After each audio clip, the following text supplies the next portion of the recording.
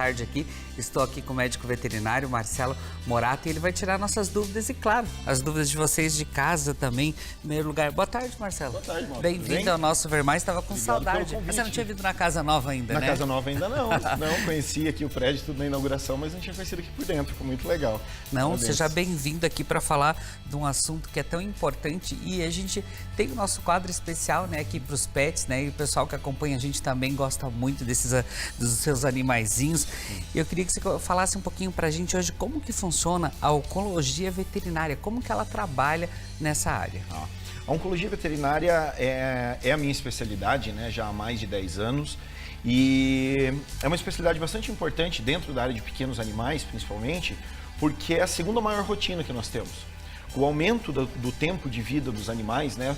Você lembra, há 10 anos atrás, a média, a expectativa de vida de um cãozinho era 8 anos, 10 anos de idade. Hoje eu tenho paciente com 20 anos de idade, 18 anos de idade, né?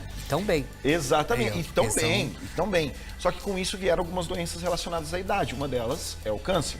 Então é uma rotina bastante grande que a gente tem e várias similaridades com a oncologia nos seres humanos. Então a gente tem todos os mesmos tratamentos que estão disponíveis para o ser humano, a gente também tem na veterinária.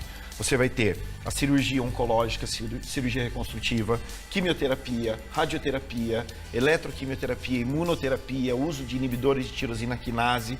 Tudo isso que está disponível na medicina humana também está na veterinária. Às vezes a gente acaba tendo algum limitante no sentido financeiro, né?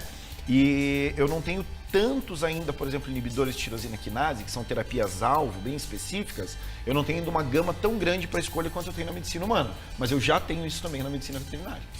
E assim, Marcelo, quais que são as causas ou fatores de risco que leva esse desenvolvimento de tumores nos animais? Vai depender um pouco. Então isso é bastante importante de pontuar, e isso eu sempre falo para a família do pet, quando a gente está lá no consultório. Porque às vezes você tem um animalzinho que está com câncer, e você tem um vizinho, uma tia, um parente que teve um animalzinho que está com câncer. E aí você acaba correlacionando os dois casos, né? Ah, eu já tive um com câncer. Câncer é uma palavra só, onde a gente está juntando mais de 200 doenças diferentes. Então eu tenho alguns tipos de câncer facilmente curáveis, né? Que às vezes com 4 sessões, 3 sessões de um quimioterápico eu vou resolver ele 100%. Né? E eu tenho outros que são mais graves. Então depende muito do tipo de câncer. Por exemplo, se a gente pensar no carcinoma espinocelular, esse é um tipo de câncer de pele. Tá? Assim como o ser humano pode ter o melanoma devido à exposição solar contínua e tudo mais, os animais também podem ter, mas não é o melanoma, é o carcinoma espinocelular.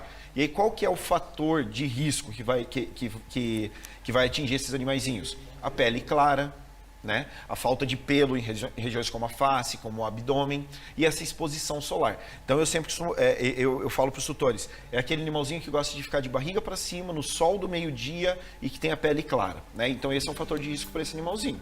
Se a gente pensar em tumor de mama, por exemplo, um fator de risco é não ser castrada ou o uso dos anticoncepcionais, que é um veneno para os animais. Então o fator de risco vai depender do tipo de câncer que a gente está falando.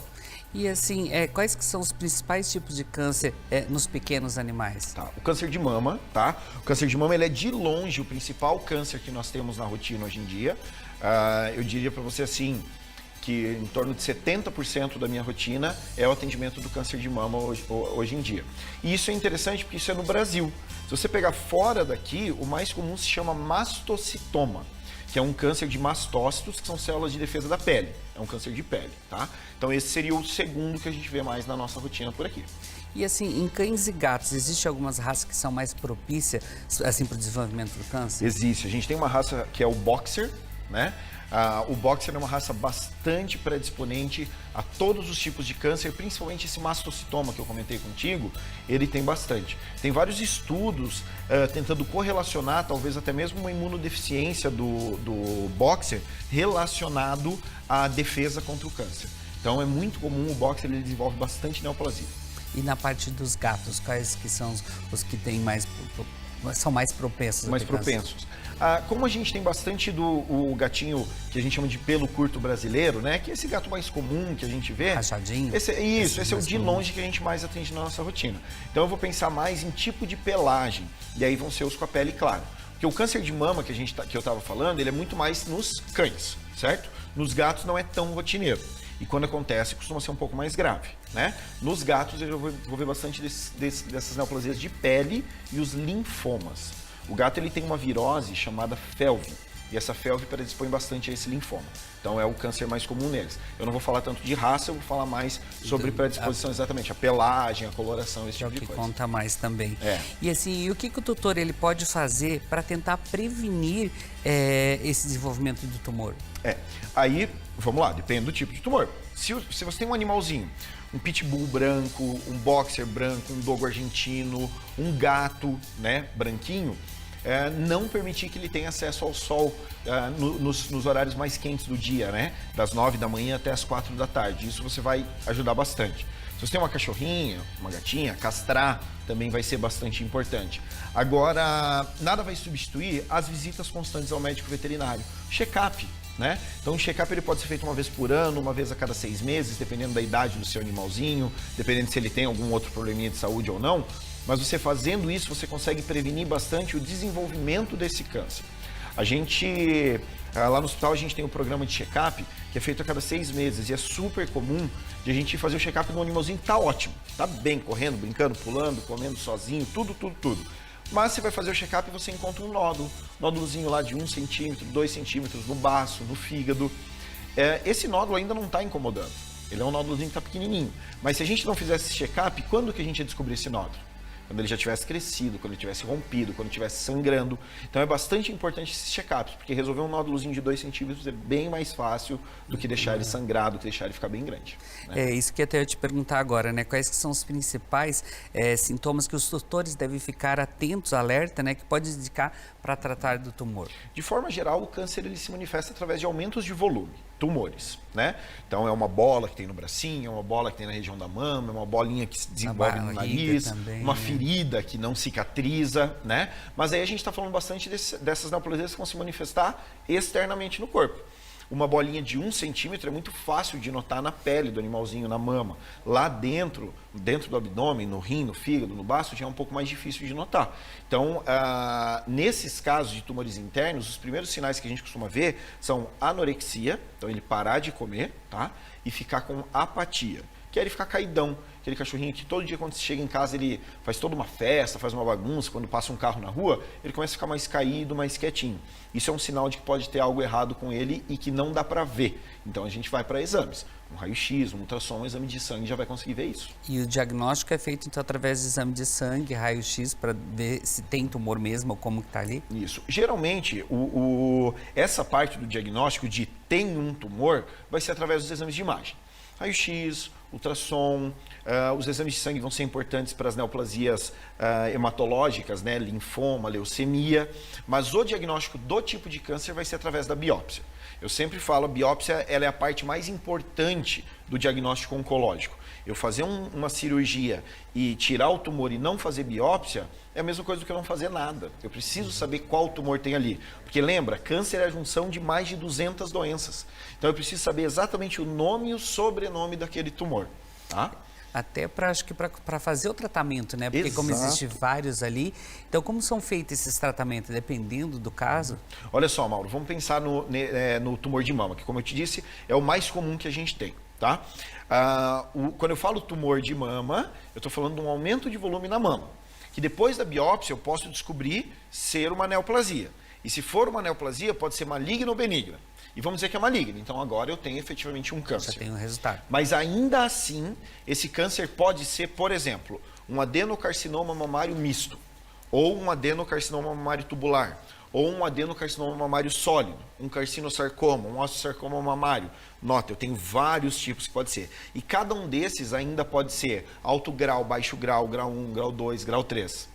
Cada uma dessas coisinhas vai me dar um prognóstico e um tratamento diferente.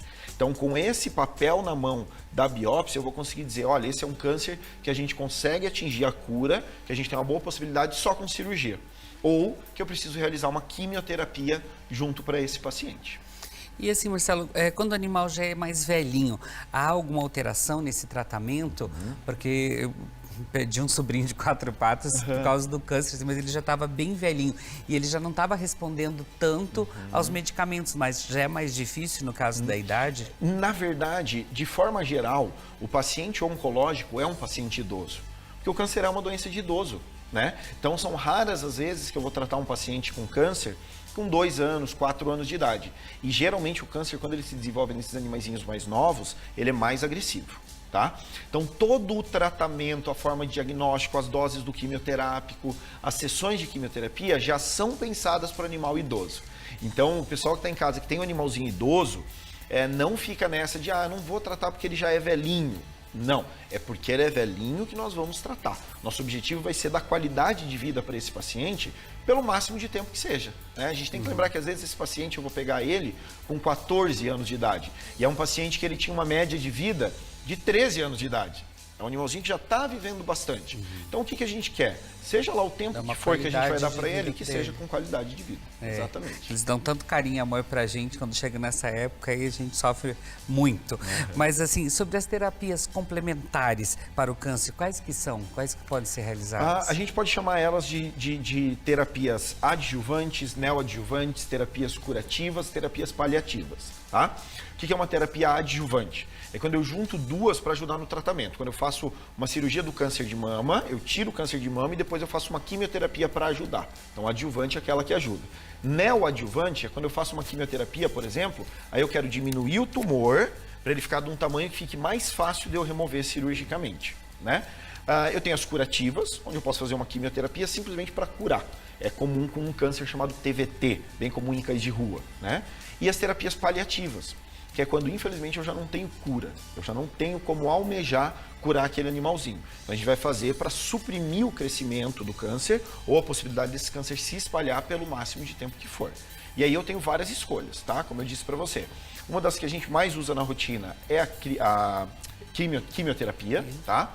Eu uso muito criocirurgia, que é o procedimento cirúrgico, ou a crionecrose, né? Que é matar esse tumor através do frio, né? Com nitrogênio líquido normalmente. E a eletroquimioterapia, que é um procedimento assim super recente dentro da medicina veterinária, já tem uns bons anos, aí mais de uma década, mas é recente dentro da medicina veterinária e tem respostas excelentes no tratamento de alguns tipos de câncer que antigamente eu não conseguia uma resposta tão boa.